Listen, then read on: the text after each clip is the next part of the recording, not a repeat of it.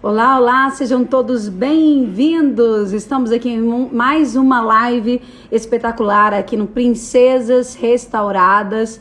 E a nossa live de hoje tá para lá de especial. Nós vamos falar sobre o tema, né? Como o prazer se torna algo obsessivo, né?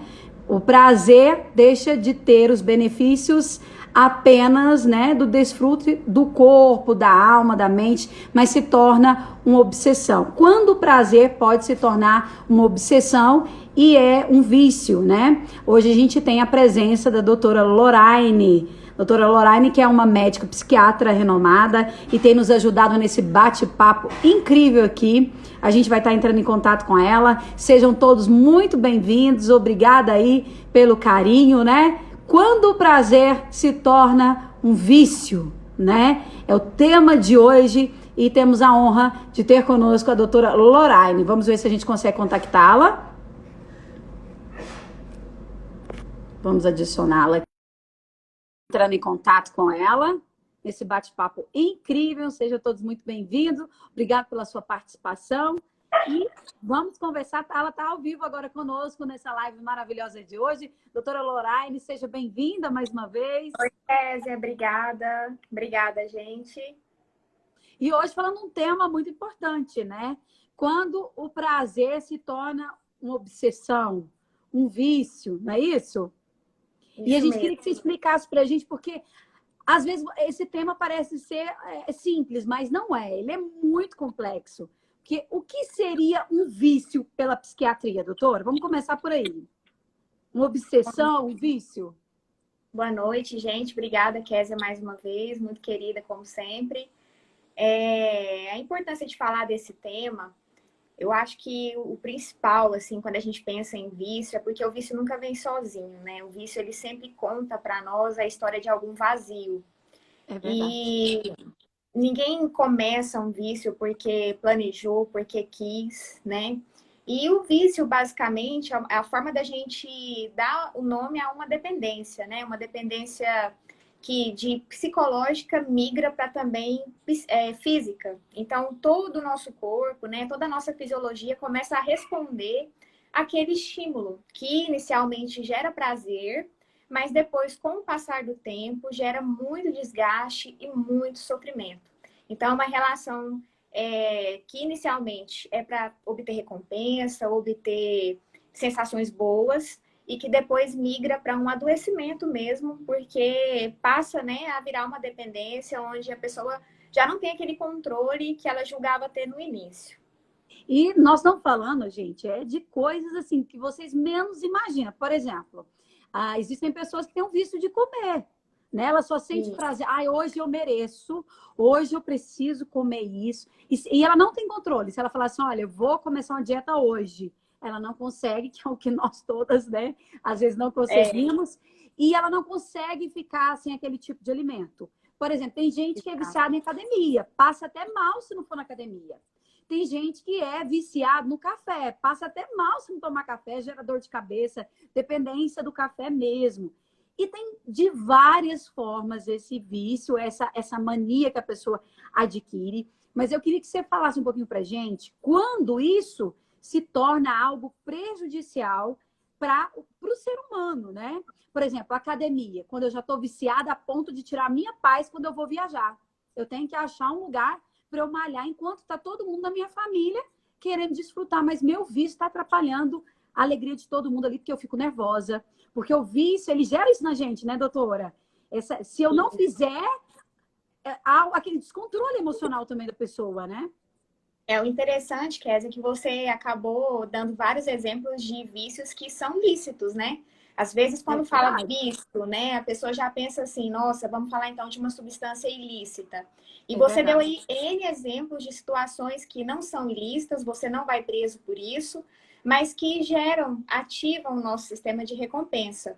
Então, acho que se a gente puder elencar um fator que é sinal de alerta para quando um comportamento ele se torna um risco, é quando realmente ele te priva de ter uma relação normal com as pessoas próximas. Eu acho que esse é o sinal mais precoce, porque quando você menos percebe, você está gastando muito tempo para se preparar para para ter aquele ritual, né? O vício acaba, assim, tendo todo um preparo antes. Você já começa ali a sofrer com a possibilidade daquele vício não ser cumprido, né? Não ser ali usufruído. Então, a gente vê assim nas histórias que chegam para nós, né, de como começaram alguma relação de dependência com alguma substância, seja ela lícita ou ilícita, é de que a primeira alteração que assim, foi um sinal de alerta foi realmente quando começou a prejudicar as relações familiares, as relações de trabalho e gerou muito sofrimento. Então, eu acho que é o sinal mais precoce de quando uma relação está doentia, seja ela com uma substância química ou até com a nossa dopamina, que é normal, que é o neurotransmissor relacionado à recompensa. Engraçado, doutora, porque muitas vezes nós temos vício e a gente não percebe que aquilo está se tornando prejudicial, né? A gente sabe que tem vícios, o vício, no caso, que são ilícitos, né? Que é a droga e tudo mais, mas tem também o vício que prejudica a nossa casa e que nos prejudica e às vezes a gente perdeu o controle e não percebeu. Então, o primeiro indício, como a senhora falou aí, é quando prejudica o relacionamento na nossa casa, na nossa família, no nosso trabalho. Seria isso. Isso, Primeiro indício, um alerta. Isso, Kézia, porque é a primeira repercussão de um comportamento que está gerando sofrimento.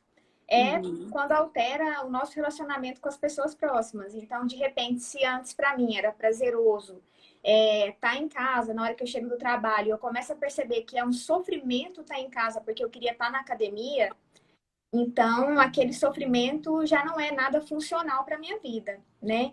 Então já começa a me mostrar que eu estou assumindo ali uma relação de uma recompensa que ultrapassou a faixa da normalidade. Então, se é, por exemplo, a cafeína, né? Eu começo a perceber que eu estou extremamente irritada, que eu estou extremamente alterada no meu humor, porque eu não tomei o café de manhã. Então, eu já estou assumindo ali um sintoma de abstinência. Então, também já é um sinal de alerta, porque está repercutindo na minha relação no trabalho, com as pessoas que eu gosto, porque toda abstinência E a senhora falou de um ponto tão interessante que, por exemplo, aqui vou abrir meu coração, estamos entre amigos, né? O meu marido, ele é tão apaixonado por café que se ele ficar sem café, ele fica mal-humorado. Então, se eu quero ver ele feliz, até na viagem, eu tenho que dar um jeito de arrumar um café para ele. Porque senão ele não fica bem. E quando eu dou café para ele, é como se eu tivesse dado uma pílulazinha da alegria. Sabe? E aí ele fica feliz da vida. Eu falei, eu vou andar com a garrafinha de café para tudo quanto é lugar. Você já tá viciado nesse negócio. Isso. É mais ou menos isso, né, doutor? Exatamente. Assim, a gente não costuma viciar no que gera sensações ruins. Então, a academia, por exemplo, momentaneamente, o esforço do exercício físico é ruim, é desagradável, é incômodo.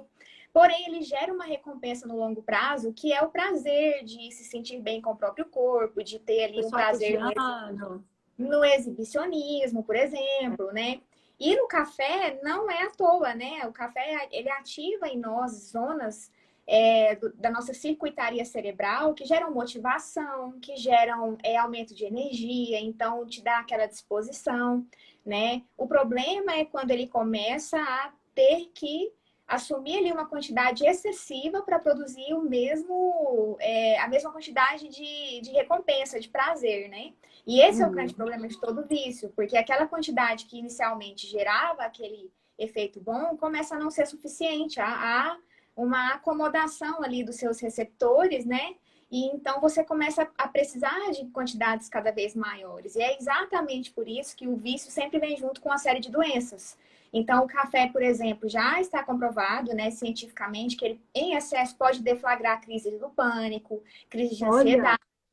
No longo prazo, para uma pessoa que já tiver essa vulnerabilidade, ele pode desencadear arritmias. Então, a gente sempre fala, olha, toma cuidado com componentes que têm cafeína, porque às vezes as pessoas pensam assim, mas isso é manipulado, isso é natural, e não se atém para o fato de que a cafeína também em excesso é prejudicial para o corpo, né? Então, esse fator excesso é a antessala da dependência, é a antessala dos problemas maiores.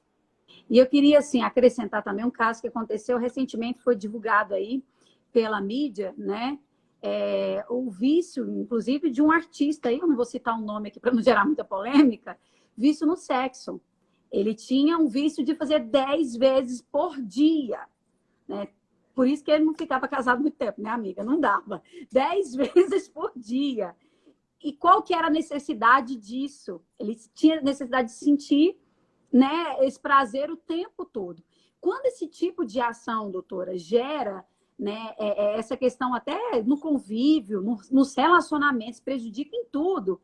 Existe tratamento, doutora? Existe remédio? Existe ajuda para esse tipo de dependência? Existe.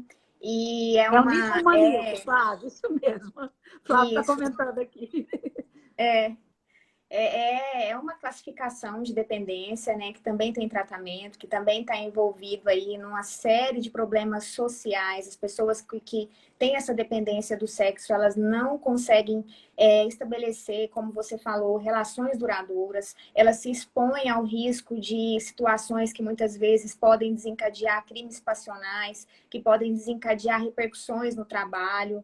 Então, assim, todo o impulso, seja ele de teor sexual ou dos mais diferentes impulsos que nós temos enquanto seres humanos, né, eles geram muito prejuízo quando desenfreados. Então, esses mecanismos de controle de impulso são extremamente complexos, né? A gente sabe, por exemplo, que no tabagismo só 3 a 6% da população consegue abandonar o vício de forma isolada, sozinho, sem nenhum suporte terapêutico. Tem quem consiga, mas é minoria.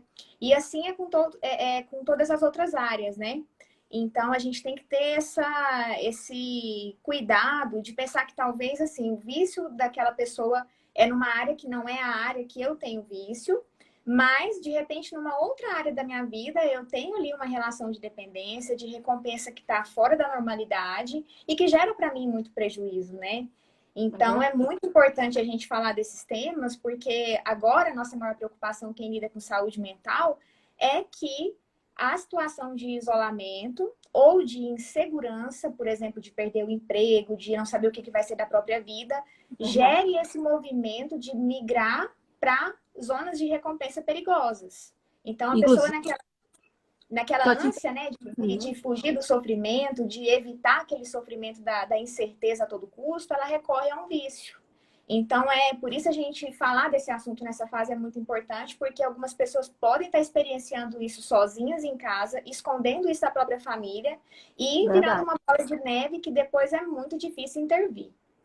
Até porque, doutora, nesse momento que a gente está vivendo, essa pandemia, esse isolamento social, a gente percebe muito, né, que os casos aumentaram de violência doméstica, porque os casais não estavam acostumados a ficar tanto tempo junto, né? Ou às vezes o relacionamento não era tão bom. Então, assim, às vezes dá vontade de jogar o marido pela janela, assim, né? Mas nesse momento a gente tem que ter o equilíbrio e não pensar dessa forma.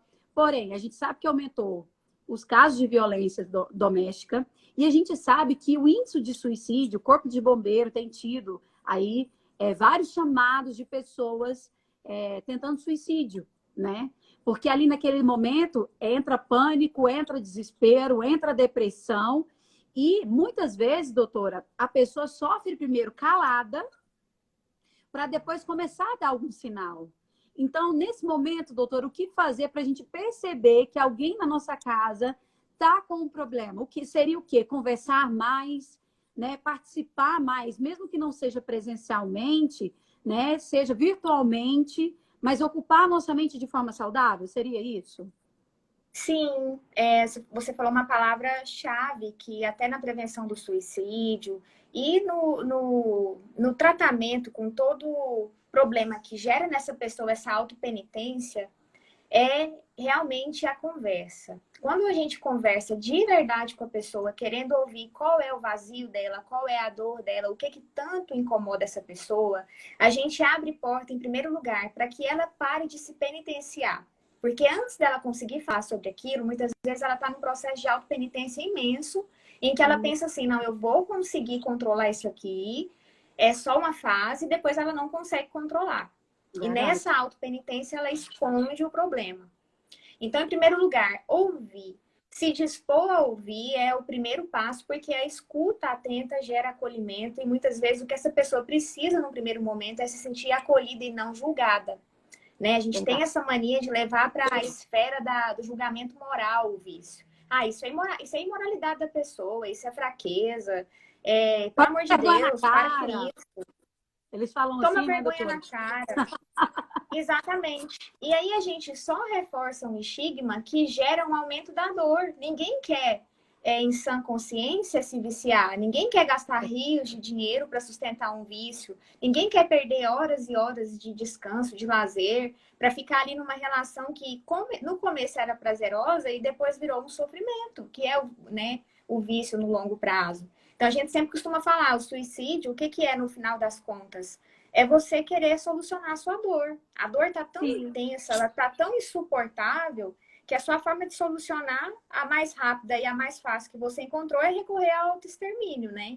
E o Então, engraçado, doutora, só te cortando aqui, a gente tem relatos de pessoas que dizem o seguinte: eu sentia tanta dor que para mim era melhor morrer, porque eu tinha a impressão que se eu morresse, né, aquela isso, dor iria sumir. Então, a dor é tão intensa que a morte para ele não é mais medo, seria lucro, né? Seria um término de um sofrimento e não é bem assim, né? exatamente. Daí a importância, como você disse, da escuta atenta, da escuta honesta, aberta, porque só assim a gente pode abrir caminho para essa pessoa buscar ajuda, Uhum. compreender que ela está lidando com uma cascata ali de neurotransmissores, de áreas cerebrais dela que são realmente muito complexas, cheias de interações e que muitas vezes ela não vai mesmo conseguir sair sozinha, né? Então, é essa humildade, né, que a gente sempre fala, de Uhum. reconhecer que existem áreas da nossa vida que nós realmente não temos controle, e quando elas escapam do nosso controle, a gente precisa de ajuda, a gente precisa de redes de apoio. Então, daí a importância de se conhecer e entender como é que a gente lida com tudo isso, né? O Flávio fez uma pergunta aqui bem interessante. Se quem fala que vai suicidar, suicida mesmo? Olha, Ele avisa ou não? Quem fica falando muito não faz. o, o discurso do autoextermínio, ele sempre é um sinal de alerta, né? A pessoa que começa, por exemplo, a pagar as contas, a deixar tudo arrumado, a começar a falar, por exemplo, seria melhor se tudo isso terminasse, se tudo isso acabasse, são sinais de alerta. E tem pessoas que já falam mesmo claramente, olha, eu queria morrer, eu queria sumir, né? Então, o E suicida ele até pode chegar, falar ou não? Ele pode pode. falar e às vezes ele pode não falar e fazer. O que Depende. acontece é que, assim, quando o suicídio é bem sucedido e a pessoa consegue de fato se matar, às vezes a gente põe assim na cabeça que é uma pessoa que não anunciou tanto que ia cometer isso e no ato impulsivo já usou logo de um método que não teve nem risco de falha, né? Mas toda fala que anuncia isso é sinal de alerta para nós. Então, é mito pensar que quem fala não faz. Faz sim. Às vezes é questão de tempo. E tem remédio? O Flávio está perguntando aqui: tem remédio para uma pessoa que sempre fala, eu quero suicidar? Tem remédio para esse tipo de comportamento? Se a gente for pensar assim nas medicações, né, nos fármacos que estão disponíveis hoje, as pesquisas mostram que existem alguns, sim, mais eficazes para prevenir o suicídio. Por exemplo, o lítio, né, já tem muitas pesquisas consolidadas que mostram que ele é extremamente eficaz no longo prazo, quando a intervenção é precoce, mas nunca o remédio sozinho consegue prevenir e coibir o desfecho do autoextermínio. É preciso ter rede de apoio, apoio psicológico, é preciso orientar estilo de vida, né? Então, assim, é toda uma cascata de eventos, né, que Uhum. protegem essa pessoa de um desfecho tão trágico como esse. Ó, a Mauriane está perguntando o seguinte para a gente: oi, Mauri, beijo para você. Ela diz o seguinte: assisti um filme que uma mulher era casada, amava o esposo, mas traía por ter compulsão sexual e teve que ir para um tratamento. Isso realmente tem a ver? Existe isso mesmo? Tem a ver com vício? Não, a pergunta era se o vício era o quê? Em quê? Se realmente tinha a ver, é um vício mesmo que ela tinha? Existem pessoas de fato com esse tipo de vício? Com certeza, A né? Toda compulsão relação sexual? existe, já até muito bem catalogada nos nossos manuais aí de diagnósticos da psiquiatria, né? A gente tem no Brasil a doutora Carmita, que é referência no assunto. Inclusive, essa semana até divulguei aqui, porque ela participou de uma live com o Karnal e um monte de outras pessoas relacionadas às discussões agora atuais do isolamento, do efeito do isolamento no cérebro.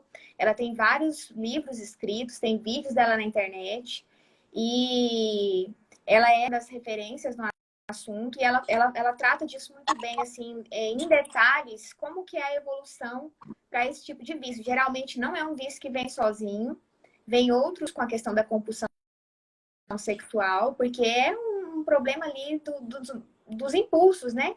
Que não conseguem ter um sistema de controle eficaz. E então é sim um CID, uma doença catalogada nos nossos manuais de psiquiatria, o vício, a compulsão sexual. A automutilação, a gente tem até algumas pessoas comentando aqui, ó, que já teve essa questão de automutilação. Ela antecede já esses problemas antes do suicídio? Você percebe que é tipo como se fosse assim um pré-histórico de uma ação como Isso. essa? A automutilação, Anuncia, ela é né? Isso, ela é uma antessala do problema também. Ela já anuncia uma deficiência no controle de impulsos, uma inabilidade de lidar com dores internas, psicológicas. A pessoa vê na dor física uma solução para um incômodo interno, né? Alguma emoção desconfortável, ela consegue amenizar aquilo ali com um desconforto físico. Então, muitas vezes, é antessala de um suicídio ou de um problema maior. Doutora, no caso que se a pessoa que está nos acompanhando estiver passando por esse tipo de processo, o que ela deve fazer? Principalmente nós estamos em quarentena, né? Tá difícil essa questão do acesso ao tratamento. O que pode ser feito? Em primeiro lugar, buscar ajuda, porque hoje com os meios, né, de telemedicina, por exemplo, nós estamos autorizados pelo Conselho Federal de Medicina a te atender por internet. Então, com a câmera, né, dispondo de um celular, de um aplicativo como o Skype, por exemplo, alguns profissionais estão usando até a câmera do Instagram via direct para fazer consulta. Então, o primeiro passo é buscar ajuda. Já tem farmácias que as redes aceitam até os receituários dos medicamentos via internet também. Então, tudo está sendo feito para evitar que essas pessoas caminhem para uma descompensação maior. Então, busque ajuda. De repente, até o ideal é que primeiro se busque uma psicoterapia, mesmo que à distância, né? E aí, junto com o psicólogo, essa decisão é tomada em relação a buscar ou não um suporte químico também, farmacológico.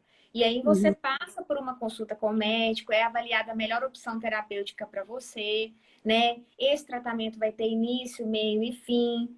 Então, é um tratamento a muitas mãos, né? Vai ter ali junto o psicólogo. Então, hoje em dia, a gente tem recurso para tudo isso. Mesmo com o impedimento do encontro físico, a telemedicina está autorizada. E o que é interessante, doutora, é assim, que às vezes as pessoas acham que é tudo num passe de mágica. Assim como se adoece um dia de cada vez, né? A pessoa não adoece assim de uma hora para outra, né? Ela não fica depressiva ou sente vontade de suicidar de uma hora para outra. É uma série de acontecimentos, aquela mochilinha que a gente joga nas costas, né? E vai carregando, colocando pedra lá até o momento que você não dá conta de carregar mais. Assim também a cura, né? É um dia de cada vez, mas que após esse tratamento, a sua mente é colocada em ordem novamente, né, doutora? É possível ter uma vida normal depois disso, né? Nossa, muito bem lembrado, Kézia. É uma frase que a gente sempre usa no consultório. Tome cuidado com toda solução imediata, né? Nós somos seres extremamente complexos que, ao forjar um comportamento no longo prazo, isso não se deu do dia para a noite, né? Então, precisa ter esse cuidado de entender que o medicamento geralmente é de 3 a 4 semanas para começar a fazer um efeito duradouro. A psicoterapia, muitas vezes, são anos o processo ali de reabilitação naquela área. A compulsão alimentar é um exemplo, né? Muitas vezes é forjado o comportamento alimentar ali na infância E para desemparelhar aquela relação da comida como recompensa, são anos de psicoterapia. Até achei muito interessante que tem uma nutricionista que é muito conhecida aqui no Instagram, chamada Lara Nesteruk, que ela tem lá um destaque que ela fala da compulsão alimentar dela, que ela demorou 10 anos para se ver de fato livre, né? E sem transferir aquela recompensa da comida para outra área da vida dela. É E porque ela fala acontece muito isso, né, doutora? Às vezes a isso, e pessoa ela... faz uma cirurgia no estômago, então ela Isso. realmente ela não consegue comer. Mas aí ela transfere aquela questão da recompensa, aquela compulsão, para outra área da vida dela. Esse é que é o problema. Exatamente. Exatamente, porque você vai querer acionar de alguma forma a sua via dopaminérgica. Você Uhum. não vai querer lidar com a frustração de dizer não para um alimento que é extremamente prazeroso já na primeira tentativa. Às vezes você vai querer negociar ali com o seu cérebro. Não, mas é só hoje, é só um pouquinho. E quando você vê, você está abrindo uma exceção que vira um gargalo para uma coisa muito maior. E assim é com as outras substâncias ilícitas também. Uhum. Então, a gente ter essa humildade de entender que nós temos circuitarias cerebrais muito finas, muito complexas, que ninguém sabe exatamente qual é o seu gatilho para ativar aquele vício, é o primeiro passo para que a gente consiga orientar um adolescente, por exemplo, em relação a iniciar drogas. É o primeiro passo para deixar de normalizar, por exemplo, o uso do tabaco. Então, assim, a gente vê que cinema, a arte, muitas vezes glamoriza alguns vícios e isso depois que começa com uma questão ali, às vezes, até de aceitação de grupo e vira um problema imenso na vida adulta. Então, ter essa humildade. Eu gosto muito de uma frase do C.S. Lewis, que ele fala assim, é um autor cristão que eu acho que muita gente que está assistindo conhece, que ele fala assim, que o pai de todos os vícios é o orgulho. Acho muito Que forte. forte, hein? Porque quando você assume que você tem controle sobre todas as coisas da sua vida, é onde começa a maioria dos problemas. A gente Verdade. tem que assumir que nós somos muito complexos e que nós muitas vezes vamos entrar em situações que a gente não tem total domínio daquilo, e depois para sair é um grande problema. Então, ter essa consciência de que acionar algumas circuitarias cerebrais são caminhos que às vezes o caminho de volta é muito difícil. Então, ter esse zelo com o nosso corpo, ter esse zelo com as nossas escolhas diárias, porque às vezes uma coisa começa ali muito inocente e vira um problema maior. Verdade. Um beijo, Carol.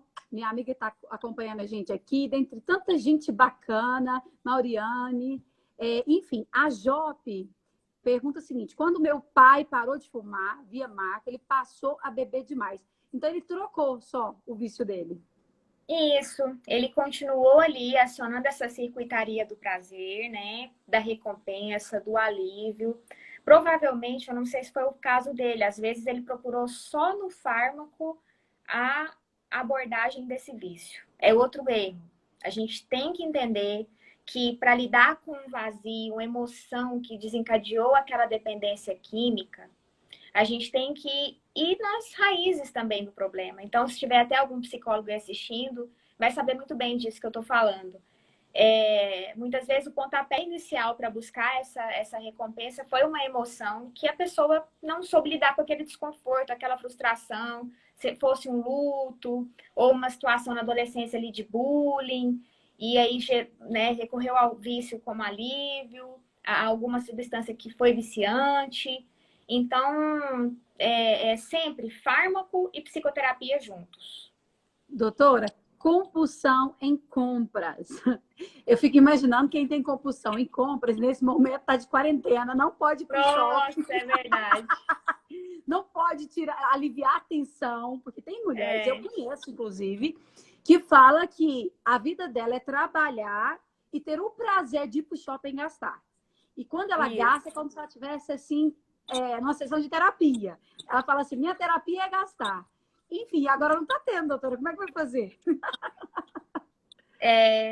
Assim, até uma das perguntas da nossa anamnese de saúde mental você teve alguma fase na sua vida que você comprou muito, se endividou, ou você tem recorrido às compras para, né, apaziguar algum desconforto. Porque não é raro que às vezes a pessoa não tem vício em tabaco, não tem problema de descontrole alimentar, não tem vício com álcool, mas aí quando chega na questão da compra, não, olha, realmente, doutora, eu estou endividada, eu estou pagando juros, eu tenho essa mania de comprar e às vezes nem usar, a peça que está no guarda-roupa está com etiqueta há 3 anos.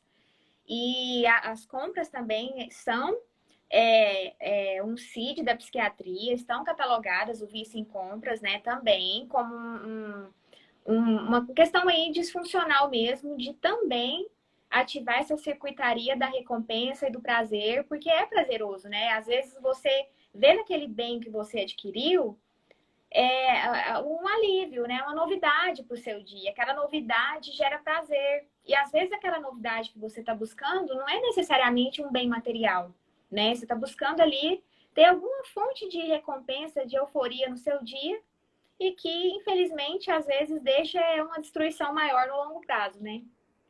É verdade. Doutora, nós já estamos caminhando para o finalmente, mas eu queria que você deixasse um recado para as pessoas que estão nos acompanhando aqui e que posteriormente vão assistir a nossa live, porque essa live aqui, gente, vai ser salva e postada aqui no nosso Instagram das Princesas Restauradas e você vai poder assistir na íntegra. Também eu quero postar no meu Instagram particular, que é Zinfoque, e no da doutora Lorraine também vai estar postando no dela lá. Enfim, quando descobri, né, se eu estou assistindo essa live, eu percebi que realmente eu tenho um vício e esse vício está me incomodando, qual que é o primeiro caminho, doutora?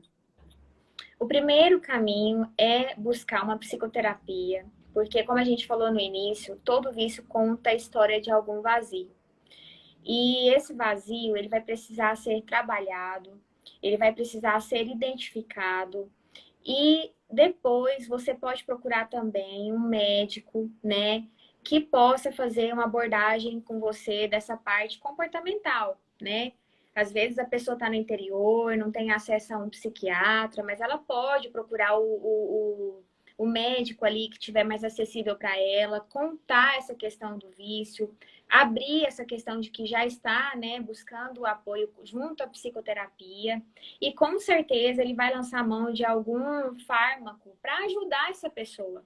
E tem gente, Kézia, que até assim, primeiro precisa do fármaco para depois até ter coragem para buscar uma terapia, né? Esse fármaco já vai ali regularizar o sono, já vai melhorar muitas vezes a questão dos impulsos, né? A pessoa já vai conseguir se controlar mais, do humor, exatamente. O vício, o pior, assim, do vício, que a gente acabou não falando aqui, é que ele sempre vem, às vezes, junto com outras doenças, né?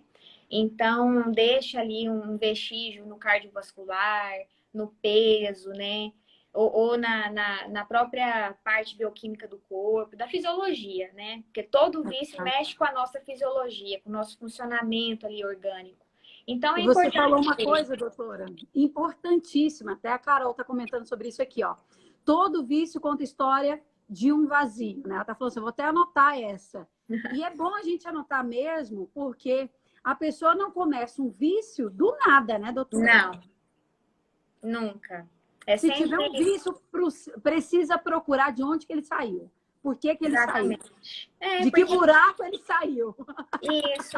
Às vezes até de uma questão, por exemplo, hormonal, algum distúrbio hormonal que gerou na pessoa ali um aumento de impulsividade. E aí, quando corrigiu aquela parte hormonal e controlou a parte do impulso, ela já viu a melhora também no controle de impulsos, né?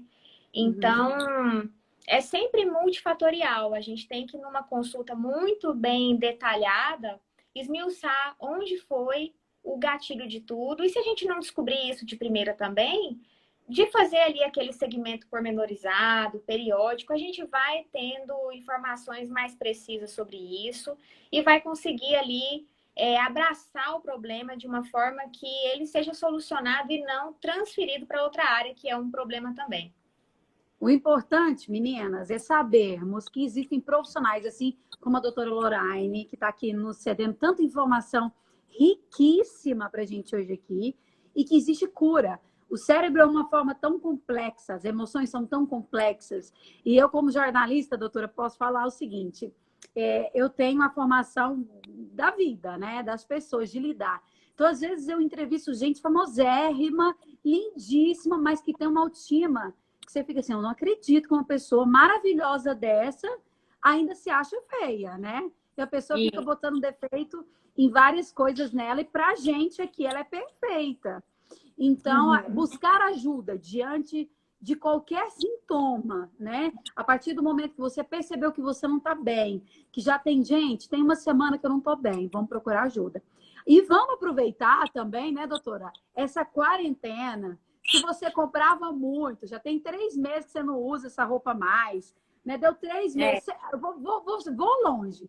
Deu 6 meses, você não usou a peça, minha filha, doa, vende, porque você não vai usar mais, né? é, Tem gente que coleciona roupa de quando ela era solteira, de quando ela teve bebê e de quando ela engordou. Tipo, se eu tô magra, eu vou guardar, porque se eu engordar, eu já tenho a roupa de quando eu é engordei. verdade. Se eu tô gorda, não, eu vou emagrecer, porque eu vou usar essa roupa ainda. E aí passa 3, 4, 5 anos, a roupa continua no mesmo lugar. Inclusive, tem um bazar aqui do Instituto Curados para Curar, você pode fazer a doação, vai ajudar outras pessoas, porque fazer o bem também melhora o nosso humor, não melhora, doutora?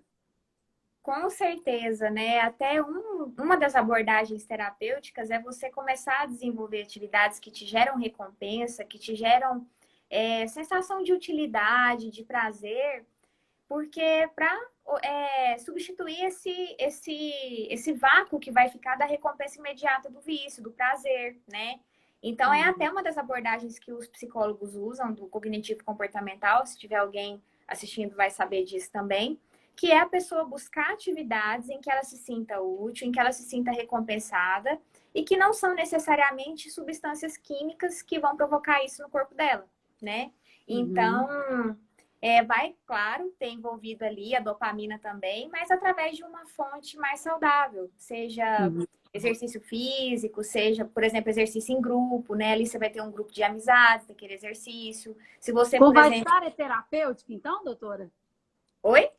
Conversar é terapêutico, então? Com certeza, né? E, por exemplo, nessas atividades em que você doa parte do seu tempo, ou então você se engaja em alguma ação social, como é o que as meninas fazem, dão um senso de propósito muito grande, preenchem. Verdade. Então, Verdade. não é à toa que, por exemplo, clínicas de reabilitação iniciam, né, os seus pacientes em atividades assim, em que eles se sentem úteis, em que eles se sentem engajados com um propósito, e isso também vai ativar neles o sistema de recompensa sem atrelar isso a algum vício e alguma dependência.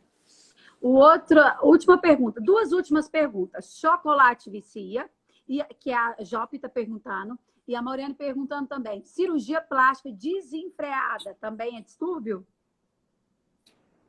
O chocolate, ele, não só o chocolate, mas o açúcar em si, né? E os farináceos, que são as substâncias que geram picos de insulina no nosso corpo, eles geram um sistema que se retroalimenta e parece muito com um vício, porque ativa áreas do nosso cérebro que dão abstinência.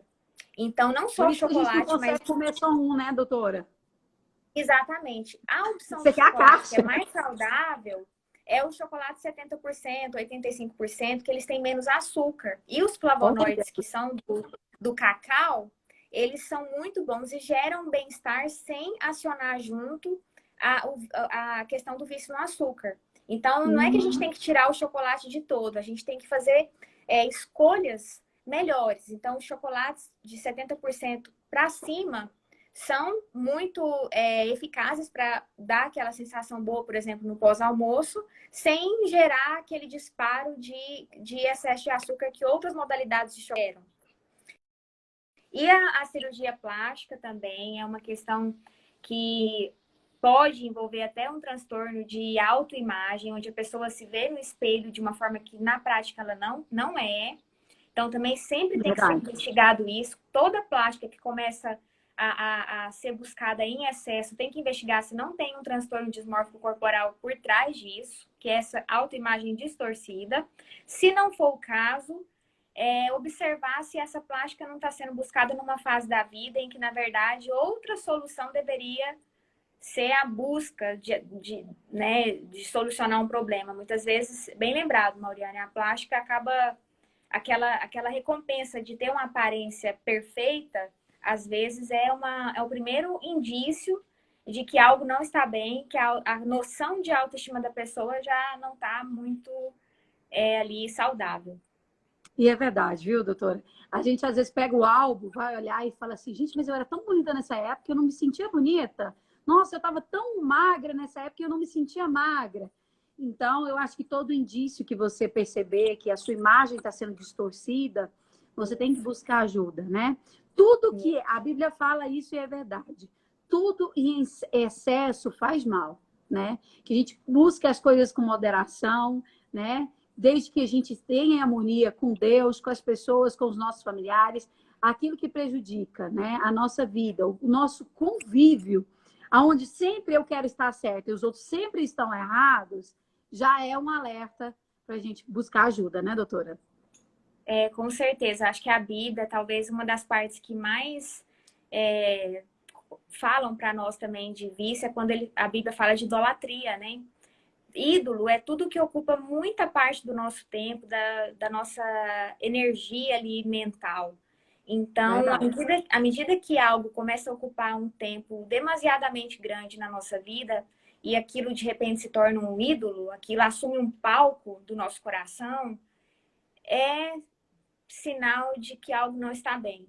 Então, ídolos sempre vão gerar frustração, não é à toa que tem até histórias de tragédia com ídolo aí. Se a gente remontar a história da humanidade, a gente vai achar isso. Verdade. E até bem lembrado, Kézia, às vezes o ídolo não é uma pessoa, né? É uma comida, é um comportamento. Então, é tudo aquilo que você coloca acima de tudo e de todos e esquece de si. Né? Então, tem que tomar muito cuidado em relação a isso, né, doutora? Tudo que assumir o palco do seu coração, tudo que buscar muito o holofote, a ênfase na sua vida, toma cuidado, porque a chance daquilo gerar em você uma relação de dependência é grande. Então, todos nós estamos suscetíveis a ficar dependentes de algo. Ter essa consciência é muito importante. Todos nós temos algum vazio a ser preenchido. Então, não é à toa que as pesquisas sempre mostram que exercer fé é fator de proteção para a saúde mental, exercer boas relações familiares é fator de proteção. Então, daí, eu acho que é o lembrete que a gente pode deixar, né? É momento de isolamento e é momento de autoanálise também. Mas uma autoanálise que não deixa a gente em si mesmada, pessimista, achando que, né, que as coisas não têm solução. Não, é o momento da gente ressignificar o sofrimento, a frustração, acolher quando a dor vier, não repelir, né? Se vem uma emoção ruim, viva ela, chore ela, deixe ela passar.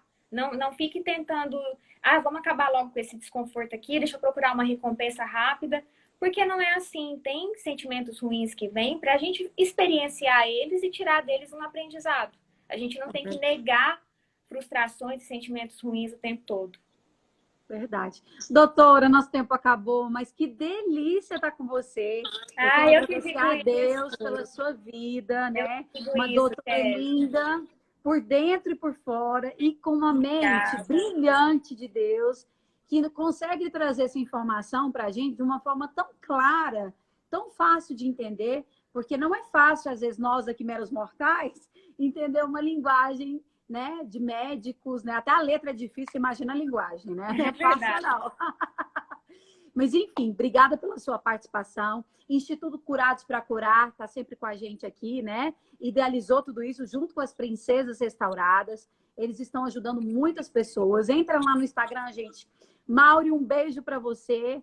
Maravilhosa mulher de Deus. Lohane, um beijo para você. E, doutora, como sempre, que Deus possa te recompensar por tudo que você está fazendo por nós. E a todos que esteve conosco durante essa live aí, que está nos assistindo em casa, um beijo, fiquem com Deus. E vamos para a próxima semana, tem mais novidade, hein, para vocês aí.